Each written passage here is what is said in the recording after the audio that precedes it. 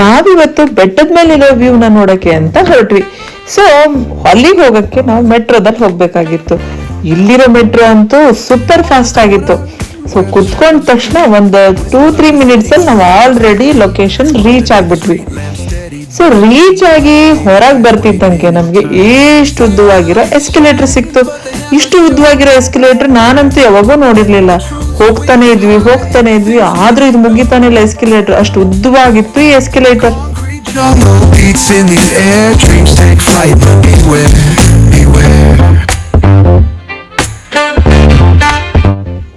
ಇಷ್ಟು ಉದ್ದವಾಗಿರೋ ಎಸ್ಕಲೇಟರ್ ದಾಟಿ ಹೊರ ಬರ್ತಿದ್ದಂಗೆ ನಮಗ್ ಕಾಣ ಸಿಗುತ್ತೆ ದೊಡ್ಡ ಚರ್ಚ್. ತುಂಬಾ ಚೆನ್ನಾಗಿತ್ತು ಚರ್ಚ್. ನಾವೀಗ ಹೋಗ್ಬೇಕು ಅಂತ ಅನ್ಕೊಂಡಿರೋದು ಇಲ್ಲಿ ಕಾಣಿಸ್ತಾ ಇದೆಯಲ್ಲ ಬೆಟ್ಟದ ಮೇಲೆ, ಆ ಬೆಟ್ಟದ ಮೇಲಿರೋ ಚರ್ಚ್ಗೆ ಅಲ್ಲೊಂದು ವ್ಯೂ ಪಾಯಿಂಟ್ ಇದೆ. ಆ ವ್ಯೂ ಪಾಯಿಂಟ್ ನೋಡೋಣ ಅಂತ ಹೊರಟಿರೋದು. ಆ ಬೆಟ್ಟದ ಮೇಲೆ ಇರೋ ವ್ಯೂ ಪಾಯಿಂಟ್ ಹೋಗಕ್ಕೆ ಅಲ್ಲೇ ಸ್ಟೆಪ್ಸ್ ಕೂಡ ಇದೆ. ಇಲ್ಲೆಲ್ಲ ವಾಕು ಜಾಗು ಮಾಡ್ಬೇಕು ಅಂತ ತುಂಬಾ ಜನ ಇದಾರಲ್ಲ, ಹಂಗೂ ಹೋಗ್ತಾರೆ.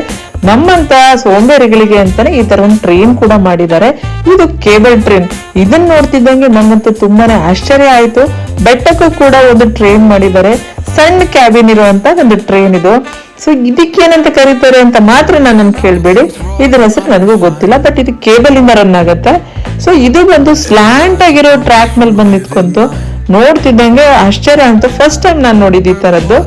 ಸೊ ತುಂಬಾ ಚೆನ್ನಾಗಿತ್ತು ಮಾತ್ರ ಇದು.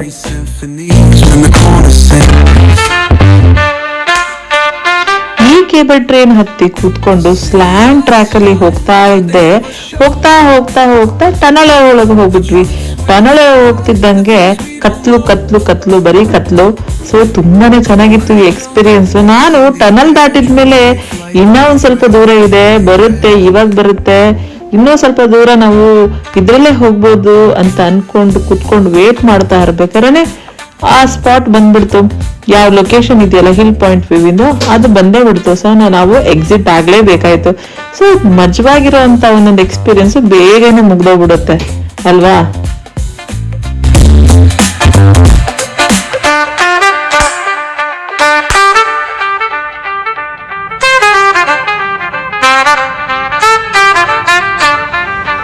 ಸೊ ಅದೆಲ್ಲ ಮುಗಿಸ್ಕೊಂಡು ಮೇಲ್ಗಡೆ ಹತ್ತಿ ಬರ್ತಿದ್ದಂಗೆ ಇಲ್ಲಿ ಸುಂದರವಾಗಿರೋ ದೊಡ್ಡದಾಗಿರೋ ಚರ್ಚ್ ಇತ್ತು.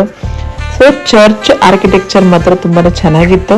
ಸೊ ನಾವು ಬಂದಿದ್ದು ಹಿಲ್ ಪಾಯಿಂಟ್ ವ್ಯೂ ನೋಡಕ್ಕೆ. ಸೊ ಆ ವ್ಯೂ ಪಾಯಿಂಟ್ ನ ನೋಡಕ್ಕೆ ಈ ಕಡೆಯಿಂದ ಸೈಡ್ ಇಂದ ಹೋಗ್ಬೇಕಾಯ್ತು. ಇಲ್ಲೊಂದೆರಡು ಫೋಟೋಸ್ ನ ತಕೊಂಡ್ಬಿಟ್ಟು ಮುಂದುವರೆದ್ವಿ ನಾವು.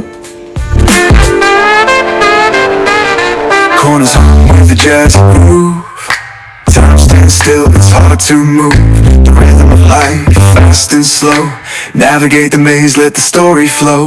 ಇಲ್ಲಿ ಒಂದು ಕಡೆ ವ್ಯೂ ಪಾಯಿಂಟ್ ಆದ್ರೆ ಇನ್ನೊಂದ್ ಕಡೆ ಮಿನಿ ಐಫಿಲ್ ಟವರ್ ಅಂತ ಮಾಡಿದ್ರು. ಸೊ ಪ್ಯಾರಿಸ್ ಅಲ್ಲಿ ಏನಿದೆಯಲ್ಲ ಐಫಿಲ್ ಟವರ್, ಅದೇ ತರನೇ mini version of the Eiffel tower ಅಂತ. ಸೊ ಅಲ್ಲಿ ಹೇಗಿರುತ್ತೋ ಇಲ್ಲೂ ಹಾಗೆ ಇದೆ ಅಂತ ತೋರಿಸ್ತಾ ಇದ್ದಾರೆ ಅವರಿಗೆ. ಅದನ್ನು ನಾವೇನು ಹತ್ತಕ್ಕೆಲ್ಲ ಹೋಗ್ಲಿಲ್ಲ, ಜಸ್ಟ್ ಅದ್ರ ಹತ್ರ ಹೋಗಿ ಒಂದಿಷ್ಟು ಫೋಟೋಸ್ನೆಲ್ಲ ತಗೊಂಡ್ವಿ. ಇದೇ ನೋಡಿ ವ್ಯೂ ಪಾಯಿಂಟ್. ಪೂರ್ತಿ ಲಿಯಾನ್ ಸಿಟಿ ಏನಿದೆಯಲ್ಲ ಇದೆಲ್ಲ ಇಲ್ಲಿಂದಾನೆ ಕಾಣಿಸುತ್ತೆ. ಈ ಒಂದು ಸಿಟಿಯ ಏನೇನು ಎಲ್ಲ ಭಾಗ ಇದೆಯಲ್ಲ ಅದೆಲ್ಲದು ಕಾಣಿಸ್ತಾ ಇದೆ. 2 ರಿವರ್ ಮಧ್ಯದಲ್ಲಿ ಒಂದು ರಿವರ್ ಏನ್ ಕಾಣಿಸ್ತಾ ಇದೆ ಅದನ್ನ ರೋನಾ ನದಿ ಅಂತ ಹೇಳ್ತಾರೆ. ಇನ್ನೊಂದು ಆ ಕಡೆ ಒಂದ್ ಸ್ವಲ್ಪ ಸಿಟಿ ಬಿಟ್ಟು ಇನ್ನೊಂದು ನದಿ ಇದೆ, ಅದನ್ನ ಸೋನಾ ನದಿ ಅಂತ ಹೇಳ್ತಾರೆ. ಈ ರೋನಾ ನದಿ ಹಿಂದ್ಗಡೆ ಏನಿದೆಯಲ್ಲ ಅದೆಲ್ಲದು ಓಲ್ಡ್ ಲಿಯಾನ್. ಆ ಸೋನಾ ನದಿ ದಾಟಿದ್ಮೇಲೆ ದೊಡ್ಡ ದೊಡ್ಡ ಬಿಲ್ಡಿಂಗ್ಸು ಅವೆಲ್ಲ ಕಾಣಿಸ್ತಾ ಇದೆಯಲ್ಲ ಅದನ್ನ ನ್ಯೂ ಲಿಯಾನ್ ಸಿಟಿ ಅಂತ ಹೇಳ್ತಾರೆ. ಎಲ್ಲೇ ಹೋದ್ರು ಇದು ನಮ್ಮ ಅಲ್ಲಿ ಹೋಟೆಲ್ ಏನಿದೆಯಲ್ಲ ಅದು ಕಾಣಿಸ್ತಾನೆ ಇತ್ತು ನಮ್ಗೆ. ಆ ಪೆನ್ಸಿಲ್ ಟವರ್ ಅಂತ ಹೇಳ್ತಾರೆ. ಸೊ ಅದು ಒಂದು ನಮ್ಮ ಹೋಟೆಲ್ ಪಕ್ಕದಲ್ಲಿರೋ ಇನ್ನೊಂದು ದೊಡ್ಡ hotel.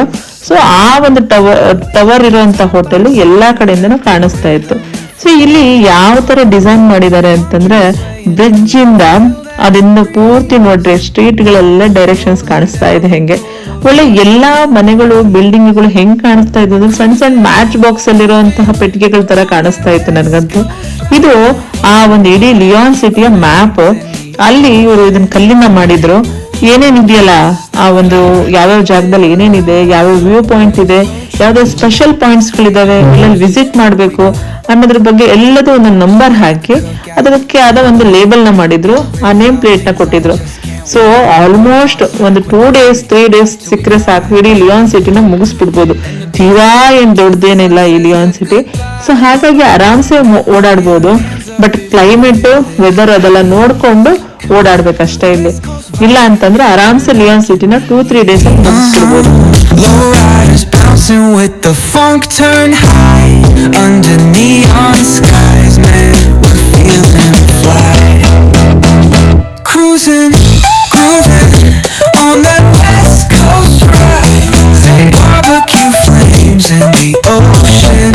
So mini Eiffel tower, view point ಎಲ್ಲ ನೋಡಿದ್ಮೇಲೆ ತುಂಬಾ ಜನ ಎಲ್ಲರೂ ಅಲ್ಲಿಗೆ ಹೋಗ್ತಾ ಇದ್ರು.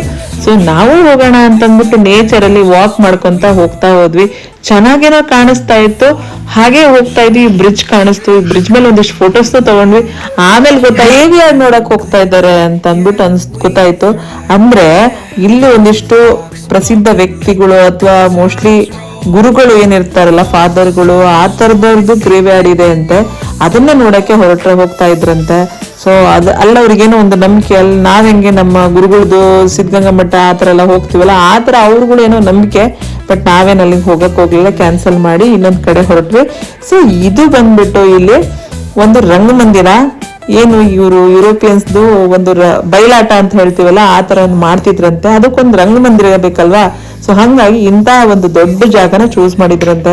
ಇವೆಲ್ಲ ಕುತ್ಕೊಂಡು ನೋಡಕ್ಕೋಸ್ಕರ ಇರೋದು. ಅಲ್ಲೇ ಒಂದು ಆಡಿಟೋರಿಯಂ ಹಾಲ್, ಅಂದ್ರೆ ಓಪನ್ ಆಡಿಟೋರಿಯಂ ಹಾಲ್ ತರ. ಸೊ ಇಲ್ಲೆಲ್ಲ ಜನ ಕುತ್ಕೊಂಡು ನೋಡ್ತಾರೆ. ಎಲ್ಲೆಲ್ಲ ಸ್ಟೆಪ್ಸ್ ಕಾಣ್ತಾ ಇದೆಯೋ ಎಲ್ಲಾ ಕಡೆ ಕುತ್ಕೊಂತಾರೆ. 2 ಕಡೆ ಏನೋ ಸೆಟಪ್ ಹಾಕಿರ್ತಾರೆ. ಸೊ ಅದಕ್ಕೋಸ್ಕರ ಲೈಟ್ಸ್ ಎಲ್ಲ ಇರತ್ತದು. ತುಂಬಾ ಚೆನ್ನಾಗಿ ನಡೆಯುತ್ತಂತ ಇಲ್ಲೆಲ್ಲ ಪ್ರೋಗ್ರಾಮ್ಸ್. ಹಾಗಾಗಿ ಈ ತರದೊಂದು ನೋಡೋಣ ಅಂತಂದ್ಬಿಟ್ಟು ಇಲ್ಲಿಗೆ ಬಂದ್ವಿ.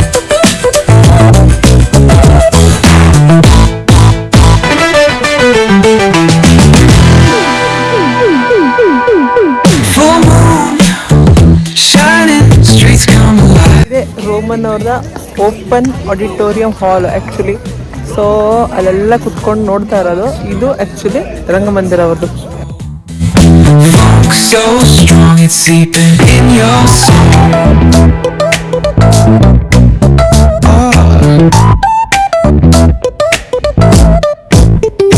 Hit that baseline nice and slow. So ಇಲ್ಲಿಗೆ ನನ್ನ ಈ ದಿನದ ವ್ಲಾಗ್ ನ ಮುಗಿಸ್ತಾ ಇದ್ದೀನಿ. ಯಾರಿಗೆಲ್ಲ ನನ್ನ ವಿಡಿಯೋ ಇಷ್ಟ ಆಯ್ತು ಲೈಕ್ ಮಾಡಿ, ಸಬ್ಸ್ಕ್ರೈಬ್ ಮಾಡಿ, ಹಾಗೆ ಕಮೆಂಟ್ ಮಾಡಿ ನೆಕ್ಸ್ಟ್ ಯಾವ ತರ ವಿಡಿಯೋ ಬೇಕು ಅಂತಂದ್ಬಿಟ್ಟು. ಸೊ ನಾ ಆ ತರ ವಿಡಿಯೋನ ಮಾಡಕ್ಕೆ ಟ್ರೈ ಮಾಡ್ತೀನಿ. ಇದೇ ತರಹ ವಿಡಿಯೋಗಳಿಗೋಸ್ಕರ ನನ್ನ ಚಾನೆಲ್ ನ ಸಬ್ಸ್ಕ್ರೈಬ್ ಮಾಡ್ಕೊಳ್ಳಿ. ಹಾಗೆ ಬೆಲ್ ಐಕಾನ್ ಪ್ರೆಸ್ ಮಾಡೋದ್ರಿಂದ ನೆಕ್ಸ್ಟ್ ಯಾವ್ದೇ ವಿಡಿಯೋ ಹಾಕಿದ್ರೆ ನಿಮ್ಗೆ ನೋಟಿಫಿಕೇಶನ್ ಬರುತ್ತೆ. ನೆಕ್ಸ್ಟ್ ವಿಡಿಯೋದಲ್ಲಿ ಭೇಟಿಯಾಗೋಣ. ಅಂಟಿಲ್ ದೆನ್ ಟೇಕ್ ಕೇರ್, ಬಾಯ್.